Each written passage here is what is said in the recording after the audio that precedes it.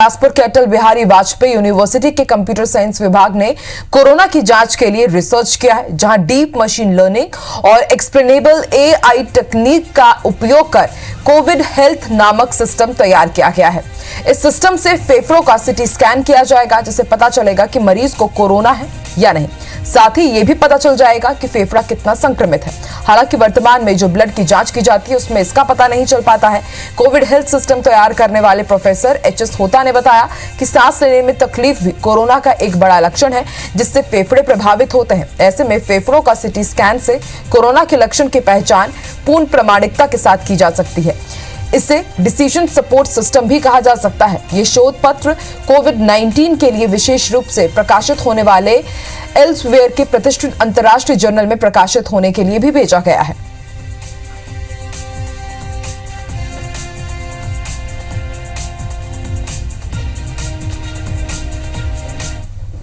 हमारा जो सिस्टम है वो बहुत ही कम टाइम लेगा और आपका जो इन्फेक्शन का लेवल जो बताएगा कि मान लो अगर आपका इन्फेक्शन लेवल आपका बहुत थोड़ा कम है तो आपको थोड़ा कम दिखाएगा कि इन्फेक्शन लेवल इतना है, और ज़्यादा है तो इन्फेक्शन लेवल ज़्यादा दिखाएगा। इससे डॉक्टर को हेल्प होगा कि हाँ हम इसमें किस टाइप का इलाज कर सकते हैं। अगर इन्फेक्शन लेवल ज़्यादा है तो उनको फिर फर्स्ट ट्रीटमेंट देना स्टार्ट हो जाएगा।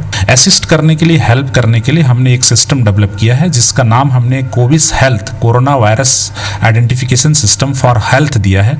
और ये मशीन लर्निंग और deep machine learning explainable artificial intelligence, जो कि कृत्रिम बुद्धिमत्ता का पार्ट है, उसका उपयोग करके हमने इस सिस्टम को डेवलप किया है।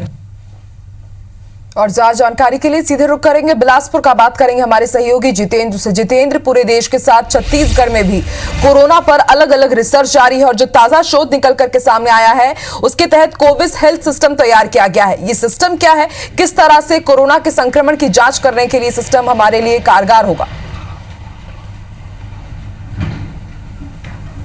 देखिए, कोरोना जांच को लेकर पूरे विश्व स्तर पर शोध किए जा रहे हैं और इसी कड़ी में बिलासपुर अटल बिहारी यूनिवर्सिटी के जो साइंस विभाग है उन्होंने भी एक शोध किया है। और इस शोध में जो डीप लर्निंग एक्सप्लेनेशन सिस्टम है उस तकनीक के जरिए यहाँ पर कोरोना की जांच की जाएगी। एक इन्होंने हेल्थ सिस्टम बनाया है जिसके जरिए जो फेफड़े में अगर संक्रमण रहेगा तो वो सीटी स्कैन के जरिए, फेफड़ों का सीटी स्कैन होगा, उसके जरिए यहाँ पर पता लगाया जा सकता है कि संक्रमण की क्या स्थिति है, कोरोना है या नहीं। और इसकी ज़्यादा जानकारी के लिए हमारे साथ मौजूद हैं साइंस विभाग के प्रमुख हैं डॉक्टर होता सर। किस तरह से ये सिस्टम काम करेगा और किस तरह का शोध आप लोगों ने किया है? बेसिकली ये शोध कोविड-19 के आइडेंटिफिकेशन या पहचान के लिए किया गया है। और इसमें हमने चाइना के जो संक्रमित व्यक्ति हैं उनके जो लंग्स का सीटी स्कैन का इमेज हमने लिया है। और इसके लिए डीप लर्निंग और एक्सप्लेनेबल आर्टिफिशियल इंटेलिजेंस, जो एक आधुनिक तकनीक है, उसका उपयोग करते हुए हमने एक सिस्टम डेवलप किया है जिसका नाम Covis health coronavirus identification system for health दिया गया है। और इसके माध्यम से हम किसी भी कोरोना मरीज के सीटी स्कैन इमेज, जो लंग्स का सीटी स्कैन इमेज है, उसके माध्यम से उसकी कोविड-19 की पहचान कर सकते हैं।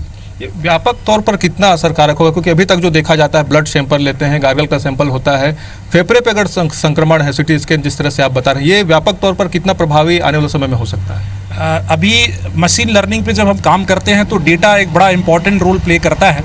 अभी हमारे पास जो शोध के लिए डेटा उपलब्ध थे वो चाइनीज़ के संक्रमित व्यक्तियों के उपलब्ध थे।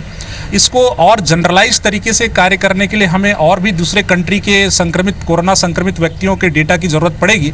लेकिन वर्तमान स्तर पर इसको अर्ली स्टेज में इसको एक सेकेंडरी डायग्नोसिस के रूप में इसका उपयोग किया जा सकता है।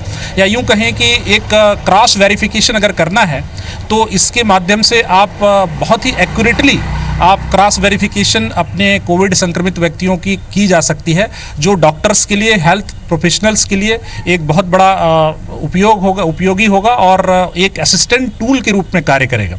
अभी जिस तरह से आप लोगों ने शोध किया है, इसका सोर्स क्या है? किन चीज़ों को आप लोगों ने देखा, परखा? और क्या फेफड़े पे अगर संक्रमण है तो अन्य बीमारियों की भी इससे जानकारी मिल सकती है?